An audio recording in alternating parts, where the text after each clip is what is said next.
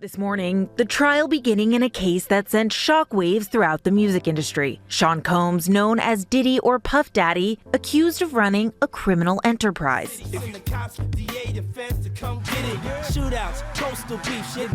Prosecutors say for decades, the hip-hop mogul used his power to sexually, physically, and emotionally abuse women. They claim he, quote, coerced them into drug-fueled or so-called freak-offs, threatening them into silence. Combs has pled not guilty to all 5 counts against him, including racketeering conspiracy and sex trafficking. I gotta tell what I feel.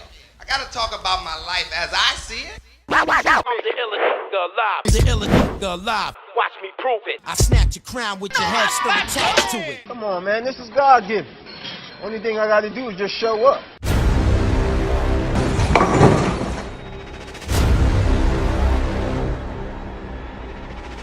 Ladies and gentlemen, please make some noise for Prophecies with the Prophet.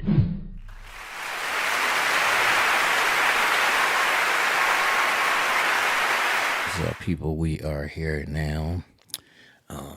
I guess we can call this D-Day, as the Sean Diddy Combs trial is now underway. So they just went through the jury selection.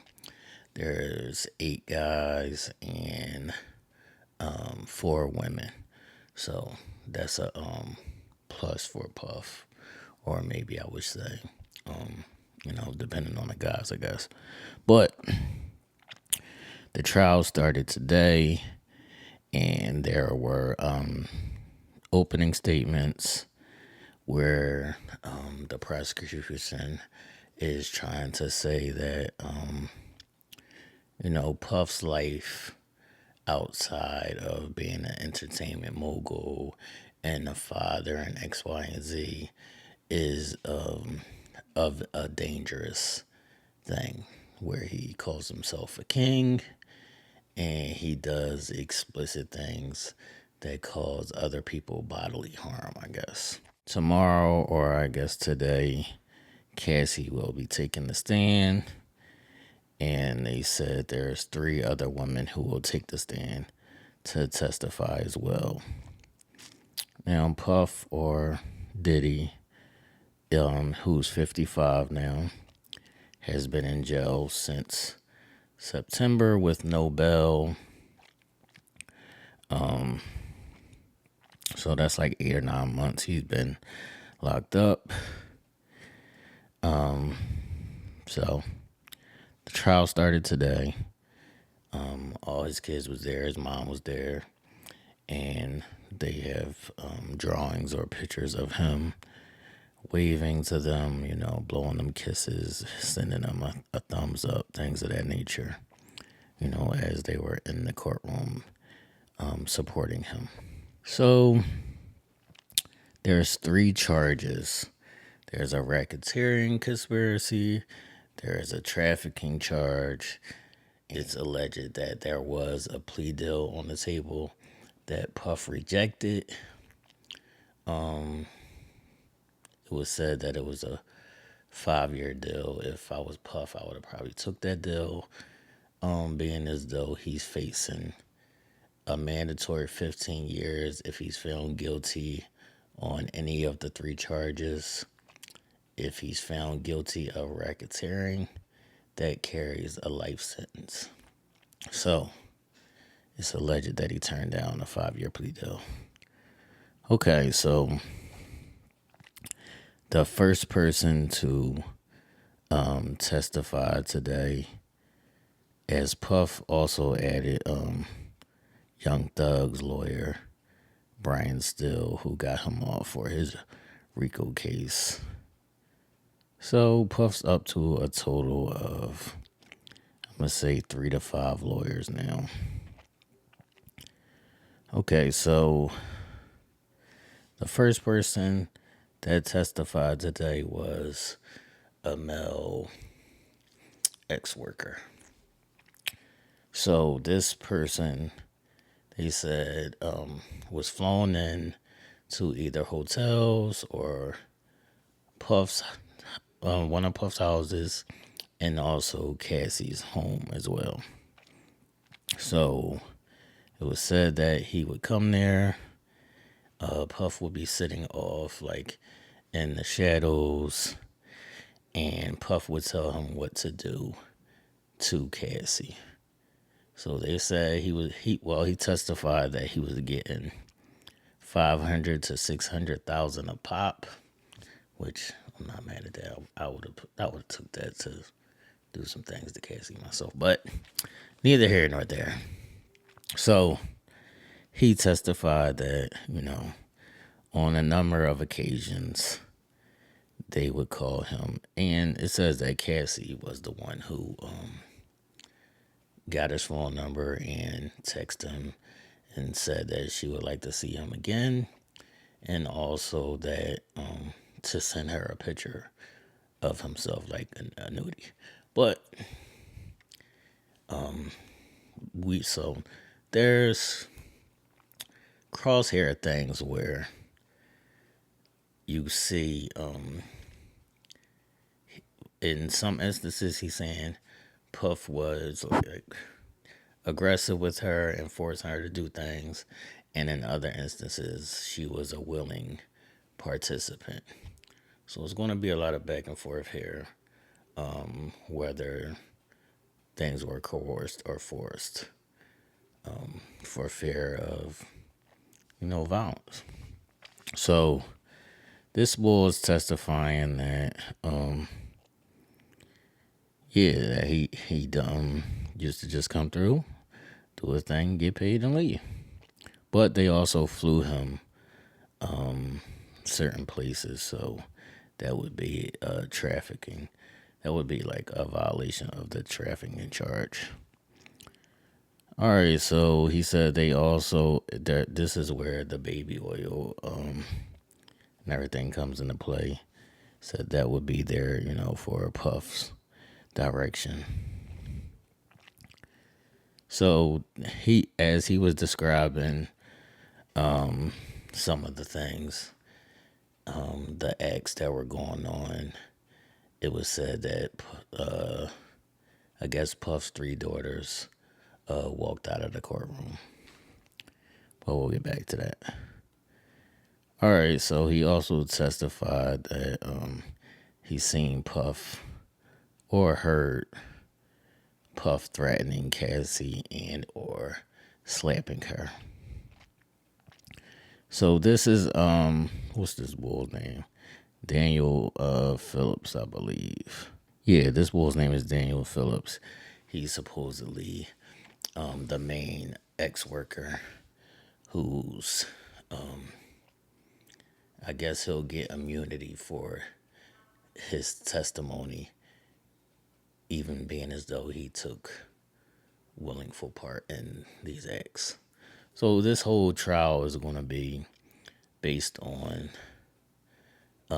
whether you believe these people were willing participants or forced to do said things. All right, so he testified that while him and Cassie were getting it in, Puff would be pleasuring himself. And then he said, Cassie was the one who paid them, and Puff would just be off in the corner somewhere. But he was directing the whole thing. This is interesting. So it's saying that Daniel Phillips testified that he thought he was going to just do like a regular tease dance for a bachelorette party. But then when he got here, it was actually just him and Cassie at one point. And she was in lingerie already, and she asked him to dance just for her. So she invited him into the room, told him it was her birthday, and that her husband, a.k.a. Diddy, wanted something special. So she asked if he wouldn't mind rubbing baby oil on her and giving her a massage. And, things just got intensified after that. So he's saying that he didn't actually know her name or who she was at the time. So it said that Puff actually was not intoxicated during that first encounter or certain encounters. Okay, so that's the first person who testified in the case. Okay, the second person who testified today was Flores, who was the security manager at the hotel where we all seen the horrific video of Puff assaulting Cassie. So it said that he testified that by the time he got up to the room, Cassie was trying to get her phone back, and Diddy was like withholding. So when he tried to intervene, that's where the $50,000 come into play. So it said that Puff gave him $50,000 for the tape. So actually on that video where we saw Puff and Cassie's incident, the third party was actually there, the first person who testified, the ex-worker. All right, so his name is Israel Flores. I guess 2 years later after this, he became a cop for the LAPD. But he was doing security at the hotel when that incident happened. Okay, so it's saying that he didn't know who Cassie was at the time, but he knew who Diddy was. And he's saying he didn't take the $50,000, which we don't believe. We don't believe that. Because how did Puff get the tape then? Or how did Cassie get the tape? Somebody had to get the tape.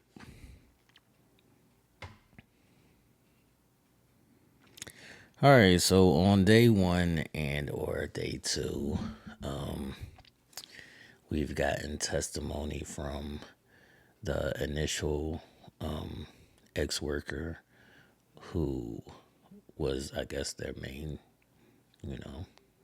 boy toy, and what they called the freak-offs. And we got the testimony of the head security at the hotel. So tomorrow is going to start with cross-examination of that security guard, and we'll see Cassie take the stand tomorrow. I'm interested to see why this trial isn't like on TV, like a R. Kelly or a George Zimmerman trial, something like that. I'll have to look into that and see, but I'll keep everybody updated.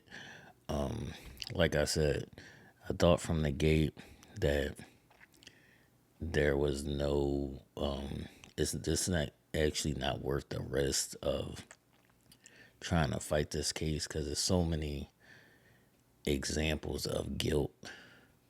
Like if you say ex trafficking and he's flying in the ex-workers X, Y, and Z to participate in these acts with him and Cassie, that is indeed ex trafficking. So you're guilty. And these people are willingly testifying to get immunity so they can build a case or a RICO charge or a racketeering charge against Diddy. My main issue is that Puff's lawyer, their whole opening statement or their whole defense was based around, yes, there may be some DV involved here, but that doesn't mean he's a trafficker, which one really doesn't sound better than the other. That's not a good defense strategy. And they're saying that they're trying to paint him out because of his extracurricular activities. That don't mean he's guilty. That just means he likes to get into other things. But those other things could lead to guilt if the other party decides that they weren't willing participants. So this is why you got to kind of be careful when you're dealing with people and not getting NDAs signed when you're a person of Diddy's stature. But like I said, this is just some information from the Diddy case. Trial date or trial day one. We'll see, how this plays out. Says it's gonna be like a 8 to 10 week case.